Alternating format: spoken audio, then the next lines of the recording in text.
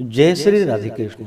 आप सभी का आपके अपने YouTube channel B K Mishra present में बहुत बहुत स्वागत है।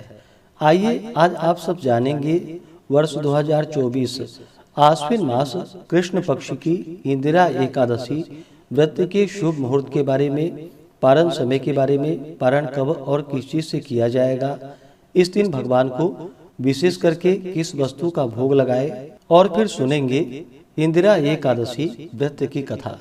आप सभी भक्तों को इंदिरा एकादशी व्रत की ढेर सारी शुभकामनाएं। आप सभी के जीवन में लक्ष्मी नारायण की कृपा से आप सभी को सभी प्रकार के सुख और समृद्धि की प्राप्ति हो। आश्विन मास कृष्ण पक्ष में पड़ने वाली एकादशी को इसे इंदिरा एकादशी और पितृ एकादशी के नाम से भी जाना जाता है। यह व्रत जो कि सभी प्रकार के पापों को नष्ट करने वाली है तथा यह व्रत जो कि पितरों के निमित्त अगर अर्पित की जाए तो उनका भी उद्धार होता है। इस दिन विशेष प्रकार से भगवान विष्णु माता लक्ष्मी के पूजन का महत्व माना गया है और इस दिन जो कि भगवान शालिग्राम की पूजन करने का भी विधान है और साथ साथ भगवान सत्यनारायण का कथा भी श्रवण करना चाहिए। इससे अनंत फलों की प्राप्ति होती है। व्यक्ति के सभी प्रकार के पापों का नाश होता है। जब व्यक्ति के पापों का नाश होता है तभी उनके पुण्य उदित हो पाते हैं। उसके बाद ही सांसारिक सुखों की प्राप्ति होती है और व्रत के प्रभाव से अंत समय में भगवान के धाम की प्राप्ति होती है। आश्विन मास कृष्ण पक्ष की एकादशी तिथि प्रारंभ समय जो कि 27 सितंबर 2024 दिन शुक्रवार दोपहर 1:21 और एकादशी तिथि की जो समाप्ति है वह 28 सितंबर 2024 दिन शनिवार दोपहर 2:50। तो शुद्ध रूप से सभी भक्तजन 28 सितंबर को व्रत को धारण करेंगे शनिवार के दिन, 27 सितंबर को 10वें दिन के नियमों का पालन करेंगे, 28 सितंबर को एकादशी का व्रत धारण करेंगे और 29 सितंबर रविवार के दिन व्रत का पारण किया जाएगा। एकादशी व्रत का पारण हरिवासर समाप्त होने के बाद करना चाहिए। तो द्वादशी तिथि का पहला चौथाई हिस्सा यह समय हरिवासर का होता है। तो द्वादशी तिथि की जो समाप्ति है वह 29 सितंबर 2024 दिन रविवार शाम 4:49। तो भक्तजन सभी व्रत का पारण 29 सितंबर को सुबह 6:12 से सुबह 8:35 तक एकादशी व्रत का पारण कर लेंगे। इस व्रत का पारण जो कि गुड़ेन पारणम यानी कि गुड़ से व्रत का पारण है, यह संभव न हो तो आप जल और फल से व्रत का पारण करें। एकादशी तिथि के दिन ब्रह्म मुहूर्त का समय सुबह 4:36 से सुबह 5:24 तक होगा। सूर्योदय का समय सुबह 5:49 और सूर्यास्त शाम 5:57 होगा।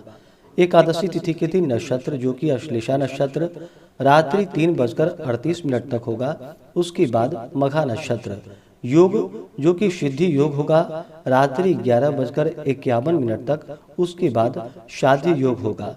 इस दिन भगवान का जो कि गंध पुष्प धूप दीप आदि से पूजन करना चाहिए। भगवान को तुलसी दल पीले पुष्प विशेषकर अर्पित करे और खास करके इस दिन नैवेद्य में इस दिन भगवान विष्णु को जो कि तिल और गुड़ के भोग लगाने का विशेष महत्व माना गया है। तो गुड़ तथा तिल से मिश्रित लड्डू आदि का भगवान को अवश्य ही भोग लगाए और जब भी भोग लगाते हैं तो तुलसी दल डाल करके भगवान को भोग लगाना चाहिए। तो आइए अब सुनते हैं आश्विन मास कृष्ण पक्ष की इंदिरा एकादशी व्रत की कथा। अगर आप एकादशी व्रत के उपलक्ष्य में ब्राह्मण दक्षिणा, अन्नदान, वस्त्रदान आदि के लिए देना चाहते हो तो आप अपने श्रद्धा और सामर्थ्य के अनुसार हमें डिस्क्रिप्शन में जाकर के वहां से गूगल पे, फोन पे या अकाउंट नंबर के माध्यम से आप अपनी श्रद्धा और सामर्थ्य के अनुसार हमें ब्राह्मण दक्षिणा प्रदान कर सकते हैं। तो आइए सुनते हैं इंदिरा एकादशी व्रत की कथा। तो बोलिए प्रेम से भगवान विष्णु की जय, माता लक्ष्मी की जय, एकादशी माता की जय, सर्वदेवी देवता की जय। बहुत समय पहले की बात है।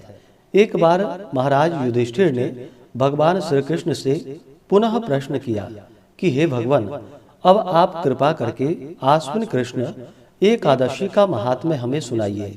भगवान बोले कि हे राजन, इस एकादशी का नाम इंदिरा है और इसके व्रत का फल महान पुण्यों को देने वाला है। इसका व्रत करने से पितर लोग नरक यातना से निकलकर स्वर्ग के सुखों का उपभोग करते हैं।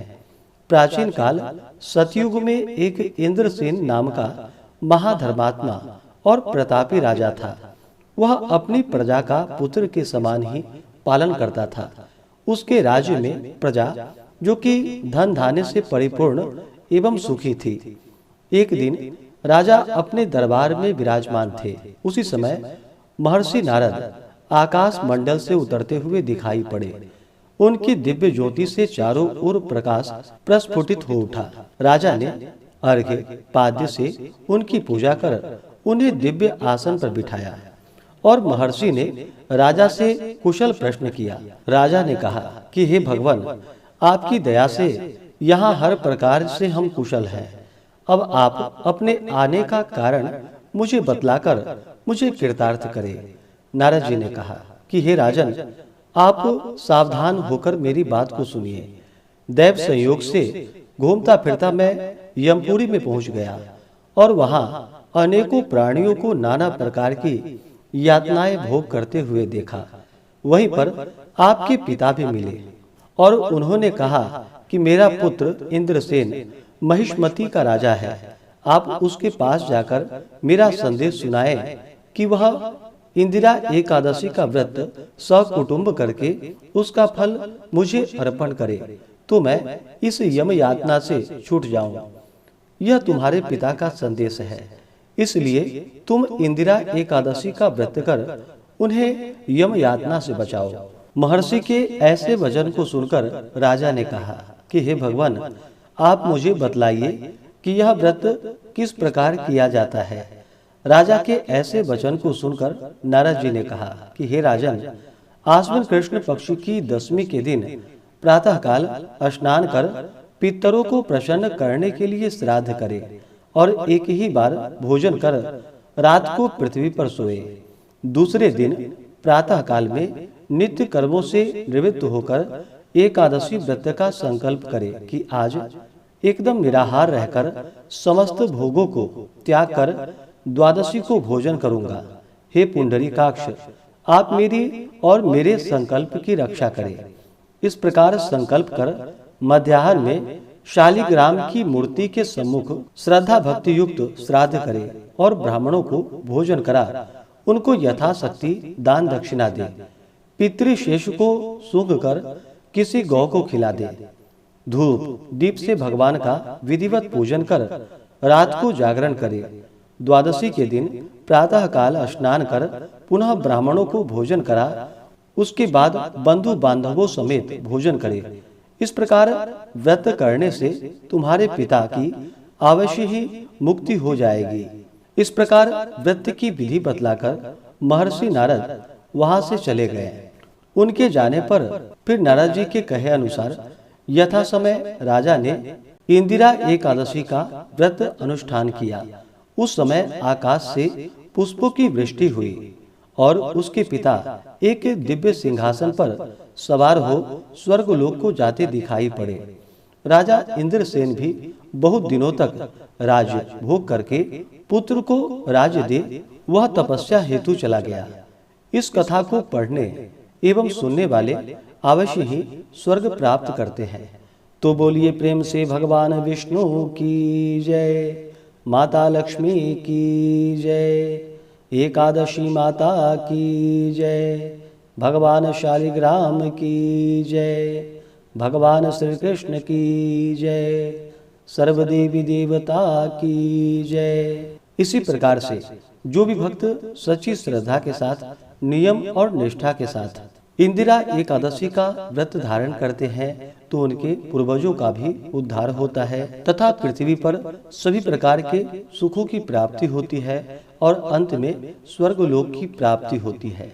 तो आशा करता हूँ कि यह जानकारी आपको अच्छा लगा हो।